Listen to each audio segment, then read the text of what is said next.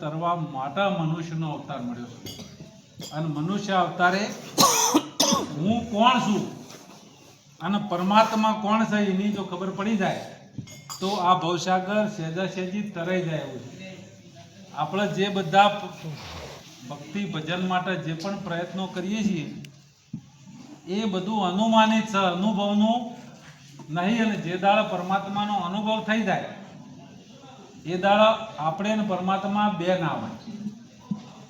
માટલાને જે દાડા ખબર પડે કે હું માટી છું એ દાડા એનું ફૂટવાનું, તૂટવાનું, ઊનું થવાનું, ટાઢું થવાનું બધું મટી જાય. દાગીનામાં એવું હોય, દાગીનાને ખબર પડે કે હું હોનું છું એ દાડા બધું દુઃખીનું મટી જાય. એમ આપણને ખબર પડે કે હું બ્રહ્મ છું એ દાડા બધા ભવનું દુઃખ જાય, પણ પોતાનો અનુભવ થાય તાણ. બાકીના અનુમાન છે, અનુમાન કા આશરા છોડ દે બંદે ઉલટ ઘર અપના દેખ, કહે કબીર बिना देखे जाप जपे वो तो रैन का सपना, अपने ही आप में ताकीद कर ले छोड़ दे बाकी सब कल्पना, કહે કબીર દેદાર તો પ્રગટ પાયા ફિર જાપ કિસકા જપના. જો આપણને આપણી પોતાની ખબર પડી જાય તો પછી કોઈ કરવાનું ભક્તિએ કરવાની રહેતી નહીં, પણ પોતાની ખબર પડે ત્યારે. એક આવું ગામ હતું અને એમાં એક બહાર રહેતા હતા ને એક વણિયાની દુકાન હતી મહેલાના નાકર. બાના છોકરા રહેતા હતા બહાર. એટલે છોકરાએ શેઠને કીધું કે શેઠ મારા બાપાને કોઈ જોવો તો તમે ઉધાર આલજો, હું આવો એ દાડા બિલ બધું ચૂકવી દઉં. શેઠને કીધું સારું. બા કોઈ લેતા ના, બધું ઘરમાં છોકરા ભરીને જ જતા. પણ એક પેલા ગોળ થઈ ગયો તો સંતો આયા, ચા મેળવો હતો. ભાવ ગોળનો એ વખત ઓછો હતો એ તો ભા દોડતા દોડતા બાપડા મહેલાને નોકર ઉભો નથી. એટલે કે શેઠ એક રૂપિયાનો ગોળ આલજો. તે શેઠને એક રૂપિયાનો ગોળ આલ્યો કે રૂપિયો થોડો ટેકાવજો, પછી પૈસા છોકરો આપશે. એક હાલશે કે કોઈ વાંધો નહીં ભા, છોકરો કઈ ગયો છે તે તાર જો. તે ચા મેલીને સંતોને પાયો અને પછી સંતો જતા રહ્યા. એક આ ભા શેઠની દુકાને બેબાનો કાયમીઓને ટેવ. એટલે ભા બેઠા હતા ને છોકરું, શેઠનું છોકરું હતું, એરિયો ચોપડો લઈને બેઠેલો પેલો ખાતા વાયનો. એક અરે ભાનું જ ખાતું એને કાઢેલું અને છોકરું પેન લેવા જાય કે પેલા શેઠ પેન લઈ લી કરે આજે મલ ઈટો ના કર. એક છોકરું રોવા માંડ્યું, બસાડ્યો કરવા માંડ્યું. એક બાકી શેઠ હાલો કે હિન્દી પેનમાં છોકરું રોતું સોનું રે. એટલે કે શેઠ કી ભાઈ આ ખાતા વાયમાં કોક લખાય કે ભાને કીધું હું લખું છું બેટા તાર. એ કે મારે એક મેડું કરવું છે શૂન્ય. એટલે ભાને કીધું કરવા દો. શેઠ કી ખાતું તમારું છે ભા અને એમાં મેડું કરશે. આ રીતે કે મેડમ હું એક મેડું કરવા દે એમ કહીને તમારું છોકરું સોનું રહે. એટલે કે કર દાણ હાલ્યું. તે પેલો એકલો લસેલો હતો ને એનું મેડું એકલા ચેડી મેડું કર્યું.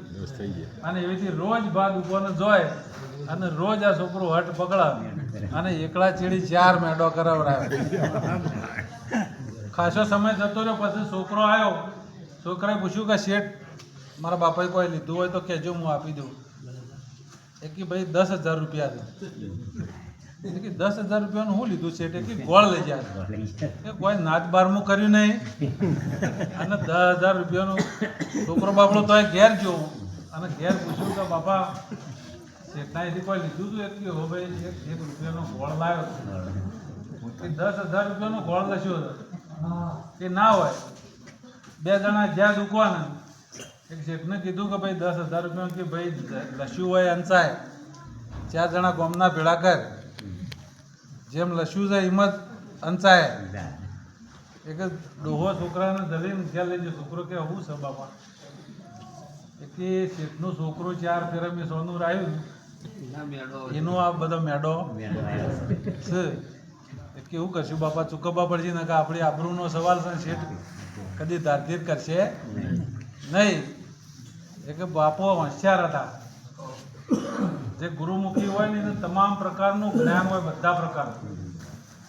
એ એવી રીતે આલી દેવા નહીં કે એક કામ કર, શેઠનું છોકરું મી સોનું રહે જાય તો કાલ એની પેઢી આગળ જઈ અને તું રોન પસાડ્યો કૂટવા માંડ.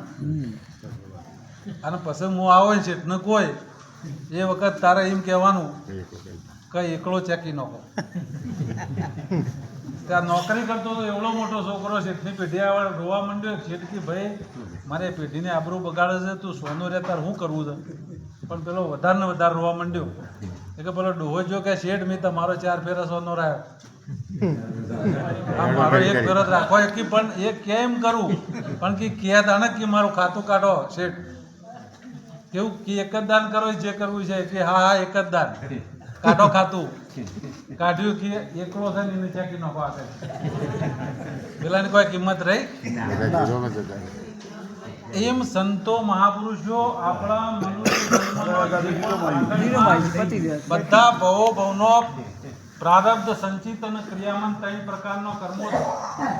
એ કર્મો ભેળો થયેલો છે અને એ મનુષ્યના અવતારે જ્યારે આપણો દેહ ભાવ મટી જાય, આ શરીરનો જે ભાવ છે એ મટી જાય એટલે આપણો હજ જે પણ વર્જેલું છે એ બધો આ શરીરનો દેહ ભાવ એ એકલો છે.